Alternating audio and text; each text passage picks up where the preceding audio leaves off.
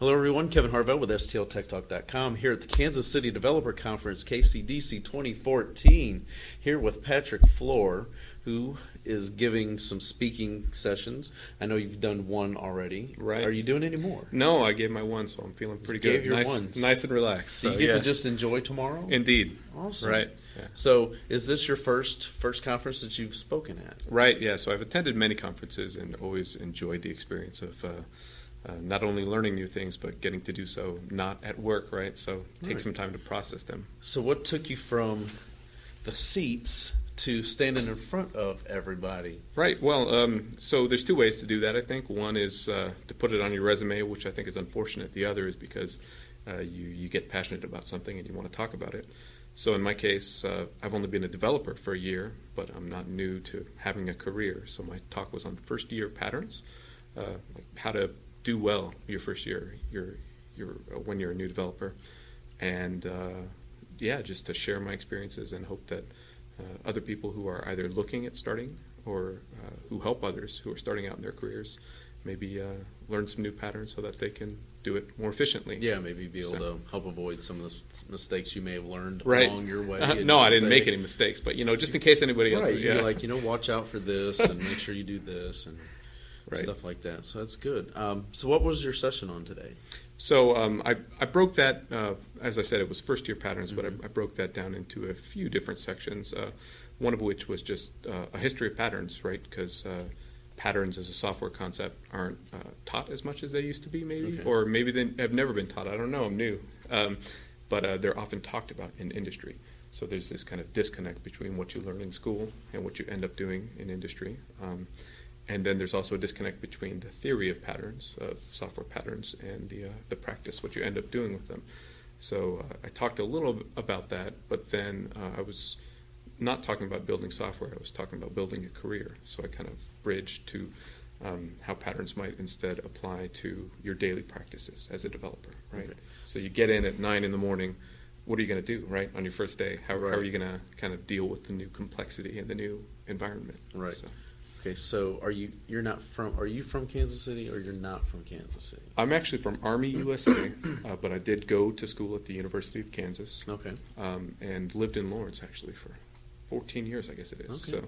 So as much as I have a home, I guess I would call Kansas it. Right, okay. Currently up in Chicago right now, though, working at Groupon. Okay. So what brought you to choose the Kansas City Developer Conference as your maiden voyage into conference speaking? Right. Well, first, the name, right? KCDC doesn't get much better than that. I think it's hilarious. But also, it's a bit of homecoming. I've already seen a few friends that I hadn't seen in a while, just because of the fact that a lot of KU grads got jobs here in the Kansas City area. But other than that, it just looks like a really cool conference. Lots of attendees, lots of great sessions. I mean, what are there, like 10 tracks going on at a time or something? Yeah, there's so much going on. Right, so plenty to choose from. And I was just happy for the opportunity to come back down. So how would you say the response was to your session? Did you get a pretty good response? A lot of people coming up and saying, hey, that was pretty cool. Right, I really liked hearing that. Yeah, I think I got some great feedback. Part of the talk, of course, is it's early on in its conception. So what I want to do is not only talk about my experiences and the patterns I derive from them, but I want to get the audience's reactions as well. So I made sure to leave plenty of time for questions at the end, and not only questions, but people sharing their own experiences, their own first-year fears, for the people who aren't yet in their career. And I got a really good response there, and learned a lot of things too, right? People giving advice that I wouldn't have thought of, didn't put in the talk, and I'm now going to shamelessly steal for my own career. Hey, you got to do what you got to do, man. Right. It's like you say. Okay, so you said you've only been a developer for 1 year. Yeah. What were you doing before that, and what got you into choosing to become a developer? Right. So my previous career was actually as a middle school / elementary school, so primary school, band director. So I taught kids how to play their musical instruments and then coach them to play together, which might well fit very well into the development world for some obvious reasons. But the switch for me was partially motivated by just not getting to use that part of my brain, right? Like the skill set to build things and then execute them, but iterate on them. So there are many parallels between teaching and development, I think, but there are also some differences in the part of your brain that you get to use, the skill set that you develop. Yeah, so it's like it's a whole new world. In one moment you're dealing with kids learning how to play the trombone and saxophone and trumpet and everything, and now here you are, creating software and all kinds of different things. Yeah. So you said you're working at Groupon? Right. So what do you do at Groupon? Sure. You're testing my elevator pitch. I want to see if I can get it right the first time here. Yeah, I want to hear it. Yeah. So if you think of it as a function, we kind of take all the data that Groupon has, both past sales data and information about our customers, and we use that to predict the future. It's we project demand for all the things that we sell, and then we use that information to provide our salespeople with all that they need to sell Groupons, essentially, to merchants. Okay.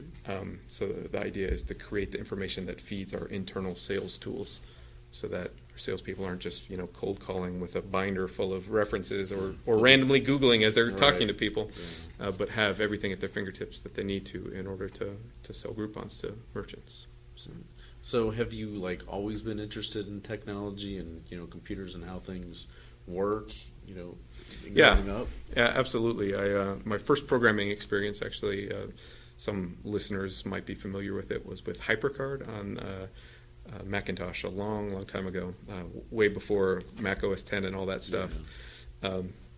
And so I did that when I was a kid, quite a bit, maybe too much. Didn't do enough homework because I was busy playing with the computer. Went to college, took a few classes actually in computer science. So this was back in the late 90s, but ended up switching to music because I wanted to give that a go, and had a wonderful, 10 years, but when you include college and the 5 years teaching, but just ended up wanting something new. Maybe it's being an Army brat. You want something new after a while. Right, yeah. So, you're so used to moving from place to place, and right. It's tough to get settled in and just do. It's not for everybody. Yeah. There's career changes all the time. I went through it. I was, an auto worker for 14 and a No half kidding. years of my life. Yeah. That's great. So right out of high school, going to work at Chrysler, and then, just things started falling apart in St. Louis with them, and I had to make a career switch. Right. There's interest, but there's also larger economic forces that often precipitate this sort of move. So. Right. So after this, your first speaking experience, do you think this is something you might come back to different conferences? Yeah. Other ones in the future? Certainly. I think this particular talk on first-year patterns could be, it's pretty general and it's pretty soft, so I could see it fitting at a lot of other conferences. But I guess I'll wait till I get passionate enough about sharing another topic until I give another talk, right? Mm-hmm. I don't want to just go out there to give talks without having something really important to say. So, right. Well, I know we've talked off camera. We got St. Louis Days of .NET that's coming up in November. It's not too far away from Chicago. You can just make the drive down. And right. More importantly, I could take the train down to St. Louis pretty conveniently. Take Amtrak and right. Take it on out. Wait for freight for 2 hours, and then I'll be there in no time, right? Exactly. So. Yeah, we've done that trip before once. Yeah, it was a great trip. So it's relaxing. Hopefully, you'll choose to continue doing more of these conferences, and we'll see you at more, and you'll say, this was really fun. I'd like to submit, to other ones. Right. Absolutely. So sweet. Yeah. Thanks for spending the time and having me on, and it's been a pleasure getting to know you a little better. Yeah. So how can people, if they would like to, find out more, how could they get a hold of you? Oh, right. So I'm on Twitter, first of all. So if you have something that fits in 140 characters, being concise is always good. It's Senor Flor, no N-Y, so SENORFLOR. Other than that, just email me. So that's pflor, PFLOR at Groupon.com. If you have something more long form, and I'd be glad to get back to you. So. All right, sweet. We'll definitely make sure we put that in the YouTube page notes and all that stuff, and they'll be able to just click and go right to you. Cool. All Cheers. Right, so, Patrick, thank you. Thank you. We'll talk with you later. Hey, take care.